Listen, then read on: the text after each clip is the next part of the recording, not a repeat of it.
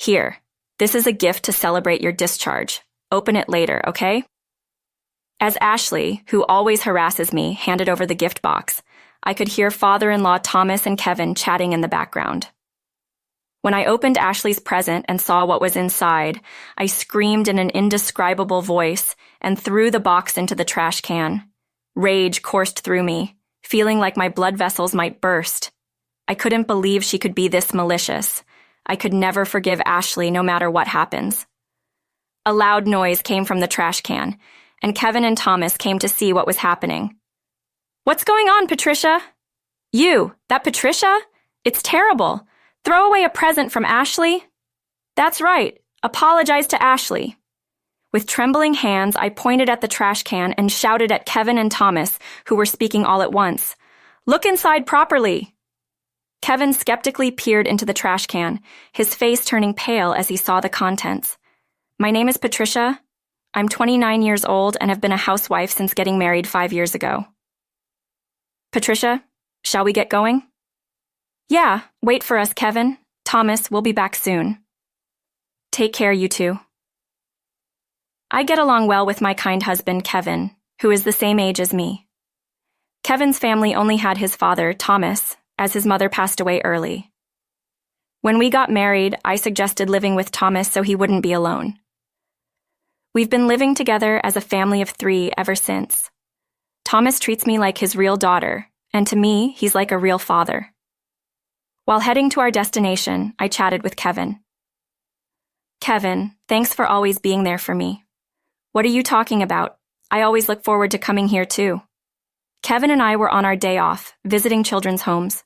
I loved children and worked as a preschool teacher before getting married. Afterward, I started volunteering at children's homes to care for the children. Kevin eventually started joining me in this activity. "Patricia, long time no see.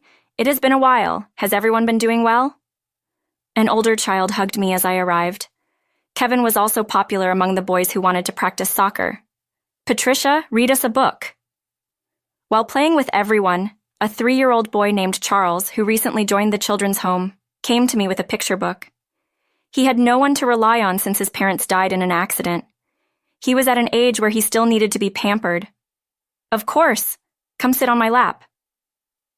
Charles climbed onto my lap with a happy expression and listened to the storybook. I felt a surge of affection, but knew I had to maintain a professional distance. As it was time to leave, I said goodbye to the children, including Charles, who looked reluctant. It was a fun day, and the kids were adorable. Yes, they were. I wish I could have a baby of my own, too. It's been 5 years since we got married. We've always wanted children, but we haven't been blessed with one yet. Don't worry too much. Sure, it'd be great to have kids, but I'm happy just living life with you, Patricia. Thank you, Kevin. As we talked, we returned home to find familiar shoes at the entrance. There was a pair of women's high heels and 2 small pairs of Avengers shoes. "Oh, looks like Ashley and her kids are here." Kevin's voice was excited, but I instantly felt a sense of dread. My nephews came running to the entrance excitedly. "Hey, Patricia, let's play Avengers." "Welcome back, Kevin." Ashley, my sister-in-law, appeared, her plump body swaying. She was as flashy as ever. "It's been a while, Ashley." "Sure has. Are you doing your job as a wife properly?" "Anyway, I came to talk to Dad today. So can you look after the kids for a bit?" "Yes." I could only respond meekly to her authoritative tone. Ashley, married with 2 young sons, lives nearby and often drops by. She adores Thomas and Kevin, and seems to depend on her parental home a bit too much. She always expects me to babysit when she visits.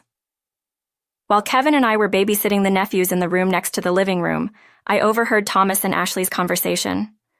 "So, I want Dad's company to handle the products made at my husband's family's business. We're really struggling with the management right now." "I see. All right. If I can help your family, I will." "Yay. And one more thing. Can the kids get some allowance?" "Well, a little bit is okay. Call the kids here, and Kevin too." "Thanks, Dad." Thomas, Ashley, and Kevin get along well. Ever since mother-in-law passed away, they've supported each other and lived together. This situation probably strengthened their bond. However, Ashley seemed to dislike my presence. To her, I'm the annoying woman who is the wife of her beloved brother and adored by Dad, whom she loves dearly. That must be it. Oh, Kevin, Dad was calling for you. Oh, got it.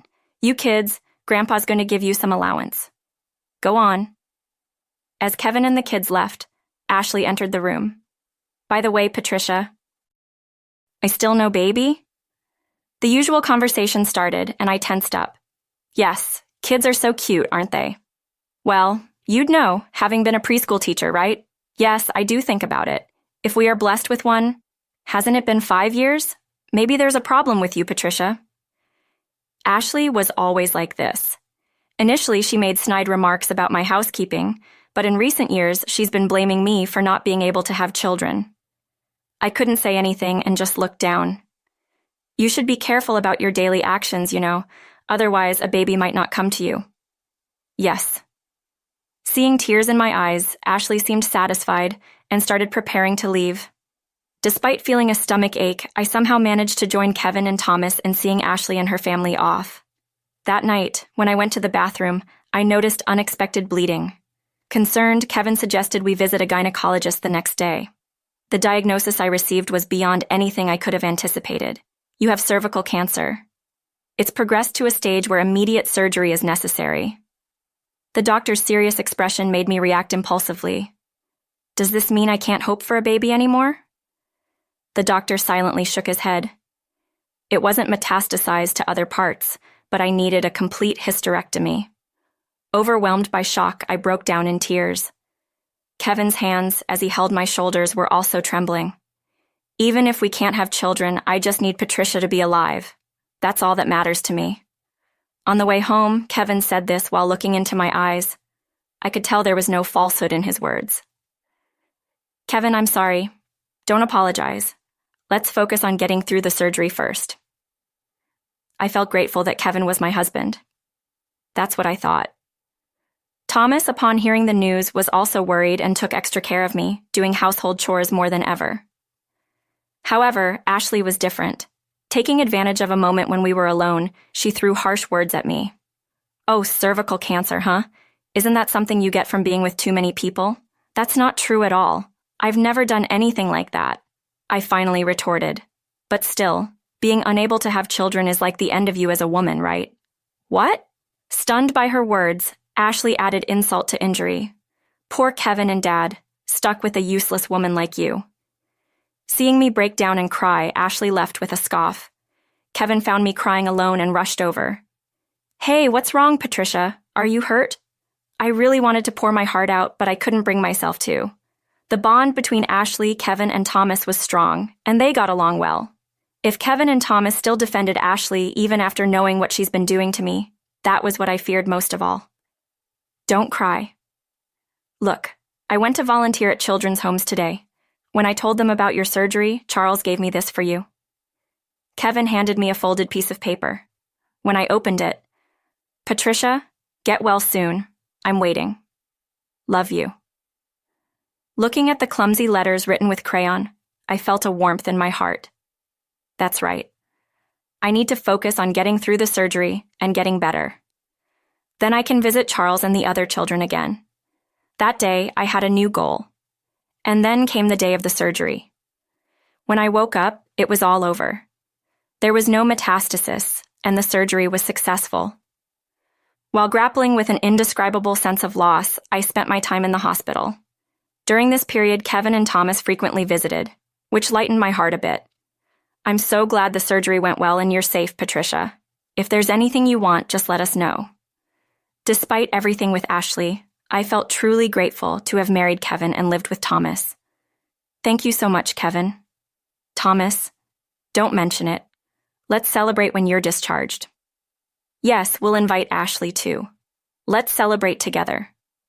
I couldn't bring myself to say, please don't invite Ashley, and just gave an awkward smile. Now that I no longer have a uterus, what would Ashley say to me next? The thought weighed heavily on my mind. However, in front of Kevin and Thomas, Ashley always put on a good face and never said anything unpleasant to me. Maybe if I stay close to Kevin and Thomas, I'll be fine. Or perhaps Perhaps no one would be cruel to someone who just underwent a major surgery and got discharged. I held on to that hope. And then, on the day of my discharge, Thomas and Kevin, as they had mentioned before, hosted a welcome home party at our house. They carefully chose and prepared my favorite foods that I could eat. The table was laden with various dishes, and beautiful flowers were arranged. Their thoughtfulness made me smile. When it was time, Ashley arrived. She was alone today, having left the kids at home. "Oh, Patricia, you've been through so much." Ashley, oddly cheerful, sat next to Thomas with a smile. Kevin and I sat across from them, and the party started. Ashley immediately began drinking the wine she had brought. "You've had a hard time, Patricia. Remember, you can rely on me for anything you need." Ashley said this in an exaggeratedly concerned tone. "Yes. Thank you, Ashley. Thanks for coming, Ashley. Patricia, you can count on Ashley as if she's your real sister, right?" I'm happy to see Patricia and Ashley getting along. I managed to smile, but I couldn't swallow my food. As the party reached its halfway point, a tipsy Ashley brought out a large paper bag. "Patricia, I've prepared a gift to celebrate your discharge." "Thank you." Inside the white paper bag was a box carefully wrapped and tied with a ribbon. "Make sure you look at it alone later, okay? Just leave it in the next room for now." "Okay, I understand." Following Ashley's instruction, I carried the present to the next room, feeling a sense of unease. "A discharge celebration gift, huh? Ashley is so thoughtful." "Ah, we should have prepared something too." "Oh, stop it. Compliments won't get you anything." Returning to the living room, I found the three of them chatting. I tried hard to join in, a bit drunk. "I'll just go to the bathroom." As I attempted to join the conversation, Ashley stood up and left the room. I quietly got up too, unable to stop thinking about the earlier gift, the present wrapped in pastel-colored paper with a light blue ribbon. I opened Ashley's gift in the next room with the sound of Thomas and Kevin's laughter in the background. When I saw what was inside, I screamed in an indescribable voice and threw the entire box into the trash can. Rage surged through me. I never imagined she could be this malicious. No matter what happens, I can never forgive Ashley. A loud noise from the trash can attracted Kevin and Thomas. "What's going on, Patricia? What did you do with that?" Seeing me breathing heavily in front of the trash can, Kevin looked shocked. "Patricia, how could you throw away a gift from Ashley?" "Exactly, apologize to Ashley," Thomas and Kevin said with disapproving looks, both admonishing me. Trembling, I pointed at the trash can. "Look at what's inside." Kevin peered skeptically into the trash can. He took out the present that Ashley had given from the trash can. It was a set of baby clothes in pale pink. There were also numerous adorable baby items like pacifiers and bibs. Kevin's face grew increasingly pale. "Hey, what is this? Ashley gave this? Ashley gave this to Patricia today?" Holding the baby clothes and trembling, Kevin and Thomas looked at me as I thrust a pink message card at them. "This is the message that came with it from Ashley." The message card read, "If you can bear a child, go ahead, you useless woman," written in Ashley's handwriting. Seeing me collapse into tears, Kevin and Thomas stared intently at the message card. What's going on? What happened?" Ashley returned from the bathroom and peeked into the room. Seeing the baby clothes in Kevin's hand and the message card Thomas was holding, her expression momentarily showed she knew she had made a mistake. Patricia, I told you to open it later." "Hey, Ashley, what is this all about?" Kevin's face turned red with anger, a sharp contrast to his usual calm demeanor. "Oh, Kevin, don't be so angry. Did you really do this? Such a terrible thing?" "It was just a little joke, just a bit of fun." "Are you joking? Do you have any idea what Patricia has been through with her surgery?" "Well then, let me speak my mind." Ashley, who had been smiling flippantly, suddenly turned serious. "You married and couldn't have kids and then had to have your uterus completely removed. Why keep such a big piece of trash in the house? I'll introduce Kevin to a nice girl who can have children. Why don't you get a divorce?" "What?" Kevin looked at Ashley in utter shock. "Let's go back to being a happy family of 3. Just Dad, Kevin, and me. Why not cut ties with such a bad luck charm? We don't need her, right? It was too much.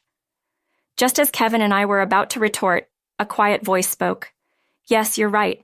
It's time to cut ties. It was Thomas. Oh no, even Thomas too? Thinking this, my heart felt constricted. Of course, you're no longer needed. After Ashley spoke, Thomas continued. It's you, Ashley, that we are cutting ties with as of today. What? Now it was Ashley's turn to look shocked. Wait, Dad, what are you saying? I've been too lenient just because she's my only daughter.